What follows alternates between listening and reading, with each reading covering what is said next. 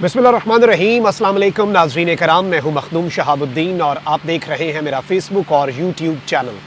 उम्मीद करता हूँ आप सब लोग बखैर वाफ़ियत होंगे और जहाँ भी होंगे अपने अहल खाना समेत खुश भी होंगे और महफूज भी। नाज़रीन कराम, एक जानिब किसी भी लम्हे किसी भी वक्त इमरान खान लॉन्ग मार्च का ऐलान कर सकते हैं, तो वहीं दूसरी जानिब असल मामला, असल मुअम्मा नवंबर में होने वाली अहम तरीन तयनाती है।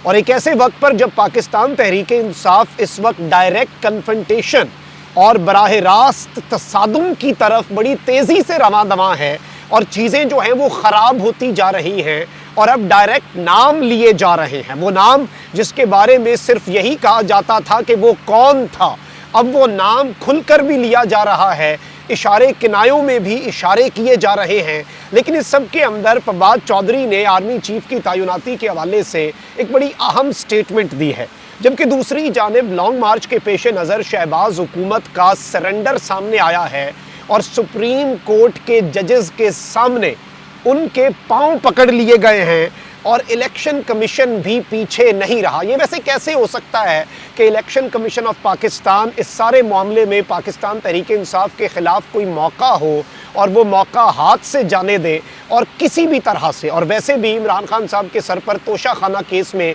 जो ना अहली की तलवार लटक रही है, क्योंकि एक चीज़ आप समझ लें, इलेक्शन कमीशन ने वैसे सुप्रीम कोर्ट से रजू कर लिया है, मैं वो आपके सामने डिटेल्स रख देता हूँ, लेकिन असल मामला, असल कंसर्न, मैटर ऑफ कंसर्न जो है वो यही है कि किसी भी वक्त इलेक्शन कमीशन वो महफूज फैसला सुनाकर खान साहब को नाअहल कर सकता है। और अब इलेक्शंस भी होने हैं, इमरान खान साहब कॉन्टेस्ट कर रहे हैं और जाहिर बात है सबको पता है कि नतीजा क्या है। और अगर धांधला ना किया जाए, वरना छोटी मोटी धांधली से भी अब इमरान खान को हराना तकरीबन नामुमकिन हो चुका है। लेकिन सबसे पहले मैं आपको ये बता दूं कि इस वक्त मुल्क में जो बिजली का बहरान है वो सर उठा चुका है और बहुत से लोग कह रहे हैं, तो एक मिनट में तकरीबन जल्दी जल्दी मैं आपके सामने उसकी अपडेट भी रख देता हूँ। तरबेला से भी बिजली की सप्लाई में तातुल आने के बाद मुल्क में बिजली का ब्रेकडाउन शिद्दत इख्तियार कर चुका है।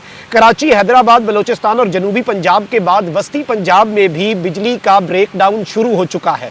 ज़राए का कहना है कि लेस्को का सिस्टम भी ट्रिप कर रहा है, ग्रिड फ्रीक्वेंसी भी 50 से नीचे जा चुकी है, जो तशवीशनाक है। लेस्को के कई ग्रिड स्टेशन एक साथ बंद किए जा रहे हैं और इस वक्त मौजूदा बहरान के अंदर इंक्वायरी का हुक्म तो दे दिया गया है, 2 रोज़ में हकाइक भी सामने आएंगे, लेकिन अभी तक चीज़ें जो हैं वो कंट्रोल नहीं हो रही। वज़ीर तवानाई कह रहे हैं कि इशा तक मामलात हम हल कर लेंगे। अब देखना ये होते हैं कि नहीं। आगे शहबाज शरीफ साहब पहले ही अवाम को बता चुके हैं कि गैस गूस कोई नहीं है, तो अब अवाम जो है वो बहरानों के लिए तैयार हो जाए। इसहाक डार साहब का हनीमून पीरियड ख़त्म हो चुका है, डॉलर वापस अपनी दूसरी तरफ की जो उड़ान है और वो जो एक शुरू में एक परसेप्शन के ऊपर, और ये होता है गवर्नमेंट चेंज होने से, ड्राइविंग सीट पे वज़ीर ख़जाना चेंज होने से फ़र्क भी पड़ता है। और इसहाक डार की चूंकि एक इमेज भी है कि वो डॉलर को आर्टिफिशियली या जैसे भी कंट्रोल कर लें, डार्क इकोनॉमिक्स है, कुछ लोग डार्क इकोनॉमिक्स कहते हैं। तो अब इस सारे मामले में एक जानिब ये सब कुछ भी हो रहा है और ये चीज़ें भी आवाम को समझ आना शुरू हो चुकी हैं कि कोई जादू की छड़ी इस वक्त इनके हाथ में नहीं है। जबकि इस वक्त इमरान खान साहब जो हैं उन्होंने भी एक बड़ी वाज़ेह स्टेटमेंट दिया और उन्होंने कहा है कि जो भी इन चोरों को एनआरओ देगा वो इस मुल्क का गद्दार होगा, और ये बड़ी एक सख्त स्टेटमेंट है। जबकि दूसरी जानिब इमरान खान साहब की लॉन्ग मार्च के लिए एक जानिब तमाम तैयारियां हो रही हैं, एक जानिब कहते हैं कि जी एजेंसियों ने हमें रिपोर्ट दी कि 15 से 20 हज़ार बंदा होगा, वही 60,000 आंसू गैस का शेल मंगवा लेते हैं, हज़ारों की नफरी, वही इतने थोड़े बंदे हैं तो कम से कम शेल ही कम मंगवाएं, इतने शेल क्यों ज़ाया करने हैं।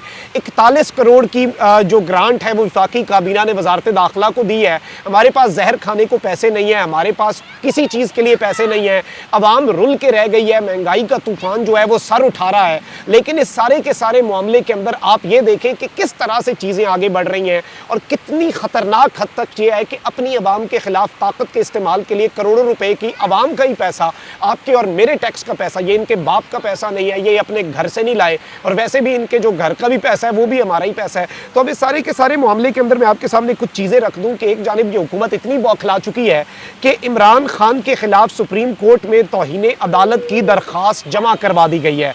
वफाकी हुकूमत ने मुमकिना लॉन्ग मार्च के मामले पर तहरीक इंसाफ के चेयरमैन इमरान खान के खिलाफ तौहीन अदालत की दरख्वास्त जमा करवाई है और इमरान खान की जानिब से एहतजाज और लॉन्ग मार्च के मामले पर वफाकी हुकूमत ने इमरान खान साहब के खिलाफ बाकायदा तौर पर, बाज़ाब्ता तौर पर मुल्क की सबसे बड़ी अदालत सुप्रीम कोर्ट से रजू कर लिया है।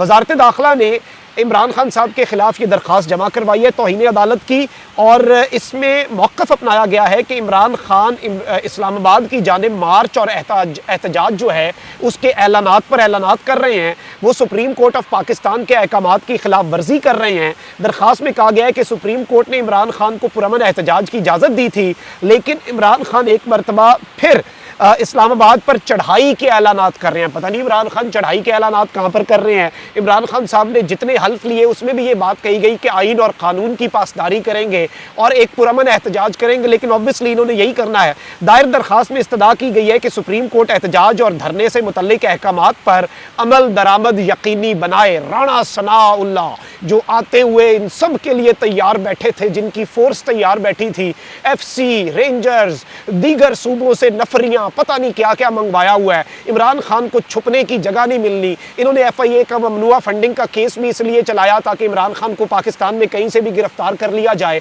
अब ये कुछ कर नहीं पा रहे। रिपोर्टें इनके पास आ रही हैं कि ये लॉन्ग मार्च कामयाब हो जाना है, और अब सुप्रीम कोर्ट ऑफ पाकिस्तान के पांव पकड़े गए हैं कि किसी तरीके सुप्रीम कोर्ट इतना कह दे कि आपने डी चौक नहीं आना, आपने रेड जोन नहीं आना। और जाहिर बात है तौहीन अदालत की क्या कार्रवाई होनी है। पुरअमन एहतजाज एक बुनियादी फंडामेंटल राइट है जो कि कॉन्स्टिट्यूशन जो है वो हमें इजाजत देता है सबको, और इस सब के अंदर ये कोई ऐसा फैसला लेना चाहते हैं, कोई ऐसी डायरेक्शन या ऐसा डायरेक्टिव लेना चाहते हैं ऑनरेबल सुप्रीम कोर्ट से, जिससे फिर इन्हें कुछ बचत हो जाए और ये फिर एक तो उससे उसकी आड़ में यूज ऑफ फोर्स कर सके। अब इस सारे मामले के अंदर नाज़रीन किराम इलेक्शन कमीशन जो है उसने भी अब सुप्रीम कोर्ट से रुजू कर लिया है, और इलेक्शन कमीशन के खिलाफ इमरान खान, असद उमर और फवाद चौधरी की मुनज़्ज़म तज़हीक आमेज़ मुहिम चलाने के मामले पर इलेक्शन कमीशन सुप्रीम कोर्ट पहुंचा है। इलेक्शन कमीशन की जानिब से दायर दरख्वास्त में मौक़िफ़ अपनाया गया है कि इलेक्शन कमीशन ने अगस्त और सितंबर में इमरान खान, फवाद चौधरी और असद उमर के खिलाफ तौहीन अदालत की कार्रवाई के नोटिस जारी किए। इमरान खान और दीगर फरीकैन तौहीन अदालत के नोटिस के खिलाफ मुख्तलिफ हाई कोर्ट में इन्हें चैलेंज कर चुके हैं। दरख्वास्त में कहा गया है कि इलेक्शन एक्ट के तहत इलेक्शन कमीशन को तौहीन पर कार्रवाई का इख्तियार हासिल है। इमरान खान और फवाद चौधरी ने इलेक्शन कमीशन की तौहीन के खिलाफ Lahore high court Rawalpindi bench से रजू किया। असद उमर ने तौहीन इलेक्शन कमीशन को सिंध हाई कोर्ट में चैलेंज किया। लाहौर हाई कोर्ट के बेंच ने 7 सितंबर को कहा कि इस मामले पर हम लार्जर बेंच बनाएंगे। दरख्वास्त में मौक़िफ़ इख्तियार किया गया है कि तमाम फरीकैन के खिलाफ तौहीन इलेक्शन कमीशन का एक ही नौइयत का केस है। इलेक्शन कमीशन को इलेक्शन एक्ट 2017 की शिक 10 के तहत आईनी इदारे की तौहीन पर सजा देने का मुकम्मल इख्तियार हासिल है। वक्त के ज़िया से बचने के लिए इंसाफ के असूलों का तकाजा है कि तमाम दरखास्तें एक ही हाई कोर्ट में सुनी जाएं और इस सब के अंदर अवामी पैसे और वक्त की बचत हो। अब जाहिर बात है कि इमरान खान, फवाद चौधरी और असद उमर की जो बातें हैं उनके ऊपर ये उन्हें सजा देना चाहता है किसी भी तरीके से इलेक्शन कमीशन ऑफ पाकिस्तान। तो ये कैसे पीछे रह सकते थे, इन्होंने भी सुप्रीम कोर्ट से रजू कर लिया है। अब इस सब के अंदर पाकिस्तान तहरीक इंसाफ के रहनुमा फवाद चौधरी ने कहा है कि हमें आर्मी चीफ जो भी लगे उसका कोई प्रॉब्लम नहीं है, हम इस मामले को once and for all settle करना चाहते हैं। हमें किसी भी लेफ्टिनेंट जनरल, किसी भी कोर कमांडर, किसी भी आर्मी चीफ की सीट के लिए कैंडिडेट पर कोई एतराज़ नहीं है, हमें उससे कोई प्रॉब्लम नहीं है। हमें लगाने वालों से प्रॉब्लम है। अगर हुकूमत आज इलेक्शन का ऐलान कर दे तो हम इस्तीफे वापस ले लेंगे। और इस सब के अंदर उन्होंने कहा कि मौजूदा हुकूमत में लोग इलेक्ट होकर नहीं, ऑक्शन के तहत आए हैं। आमतौर पर ऑक्शन के तहत आने वाली हुकूमतों को ये फैसले नहीं करने चाहिए, और हुकूमत आज इलेक्शन का ऐलान कर दे तो हम वापस भी आ जाएं। हुकूमत पहले इंतखाबात का ऐलान करे, फिर बैठकर बात भी होगी। PTI हुकूमत के साथ बैठने के लिए 100% तैयार है। इमरान खान ने पहले भी बात की, लेकिन इन लोगों के सर में भूसा भरा हुआ है। देख लें इसहाक डार का न्यूयॉर्क में पाकिस्तानियों ने किस तरह से इस्तकबाल किया है। उनका कहना था कि मुल्क को आगे बढ़ाने के लिए स्पेस देना होगी। अभी सर्वे आया है कि पूरा पाकिस्तान इलेक्शन चाह रहा है। क्या लोग उन अदालती फैसलों को सही समझते हैं जिसके तहत हाल ही में लोग बरी हुए हैं? ये सब कुछ NRO 2022 के तहत हो रहा है। अब ये बड़ी अहम स्टेटमेंट है, और इसमें आर्मी चीफ की तैनाती के हवाले से भी एक मरतबा फिर एक बड़ा वाज़ेह और दो टोक मौक़िफ़ पाकिस्तान तहरीक इंसाफ की तरफ से अपनाया गया है, और एक बड़ा क्लियर स्टांस लिया गया है कि हमें किसी पर कोई एतराज़ नहीं है। क्योंकि मामलात ऑब्वियसली आज़म सबाती की स्टेटमेंट के बाद और अब इमरान खान साहब भी खुलकर आ रहे हैं, और इतलात ये है कि वो बड़े गुस्से में हैं कि ये क्या हो रहा है, ये बनाना रिपब्लिक वाले हालात हैं। हैं और हमारे मुल्क के साथ कर क्या रहे हैं। और एक बुज़ुर्ग को इस तरह से पकड़कर उसे बरहना करना और तशद्दुद करना, बेशक चले बयान के ऊपर मैं ये बात कर रहा हूँ कि ये जोश नहीं होश का वक्त है।